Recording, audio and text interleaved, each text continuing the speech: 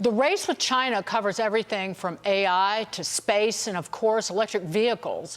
The world's largest EV battery maker, CATL, just debuted its shares, went public in Hong Kong with major success.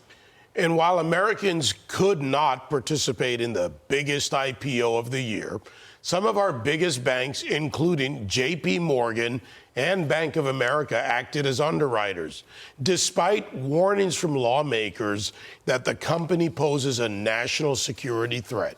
For more, let's bring in Chairman of the House Committee on the CCP, Michigan Congressman John Moolenaar. Great to see you, Congressman. Jamie Dimon said, if we thought it was wrong, we wouldn't do it.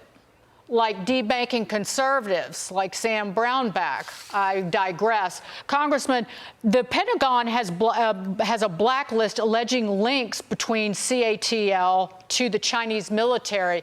It's denied it. But why would J.P. Morgan ignore your warning? Well, the bottom line is J.P. Morgan wants to make money. And that's the issue here. It's about making money. So for him, it's just a business deal. He's ignoring the fact that CATL is affiliated with the Chinese military, the People's Liberation Army. They actually make batteries for Chinese submarines. They also have supply chains linked to forced labor in China. And so when you consider that the Department of Defense has banned CATL batteries from use, it's a serious concern. And for anyone to say that, they're being patriotic by supporting this effort is just wrong. And so what he may be thinking is that it's not illegal, but basically he's participating in the defense industrial base buildup, our foremost adversary. And Bank of America, we should know. Yeah. And Bank of America. Congressman, it's not too far from where you are to Treasury. What about the CFIUS review? Could Treasury get involved in this and go to Chase? Well, it remains to be seen. And I'll follow the Secretary Bessent's lead on this. But I have spoken with, and we are working with Secretary Bessent to implement the Trump policy, National Security Policy Memorandum 3 on outbound investment, strengthening CFIUS, so that we make sure our American investor dollars are not funding the military rise of an adversary. And it can be taxpayer dollars, it can be investor dollars, but we need to make sure that we aren't enriching our adversaries. And Congressman, the committee is also investigating Harvard's ties to the Chinese military, sanctioned entities, and the Iranian government. What is Harvard not involved in that is insidious and wrong? I know that's a loaded question. Well, it's a big concern because if you can remember, not long ago, the head of the chemistry department was charged and convicted of concealing information of funding from China, and now is working with a Chinese university.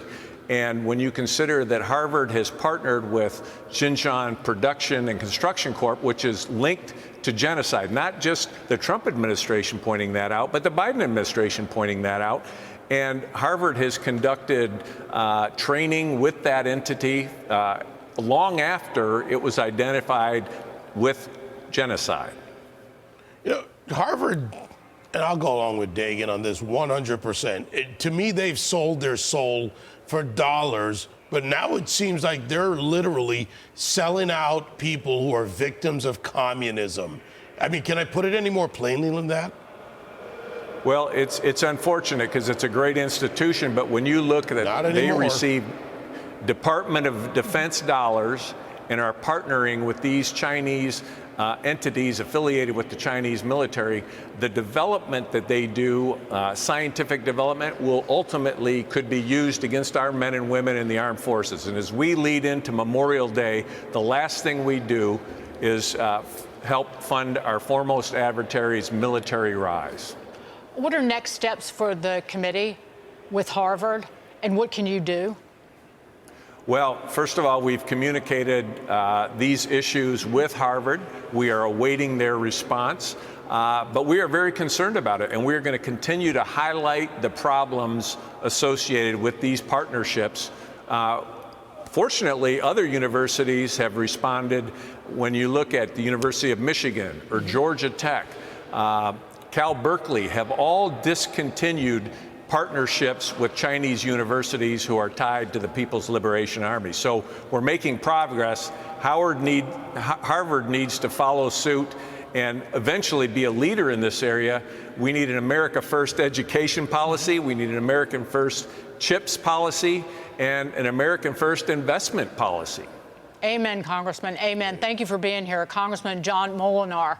The bottom line did reach out to Harvard earlier today for a statement and did not receive a response.